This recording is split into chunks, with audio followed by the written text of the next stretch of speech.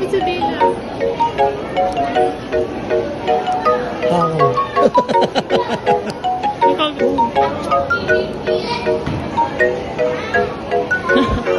So, trinay namin yung umusap na Smoky balls pala. Smoky balls. So, ang pamitan. Kaya siya umusap kasi. As a science teacher, umuusok siya kasi may liquid nitrogen. Oh. Which is same with the dry ice.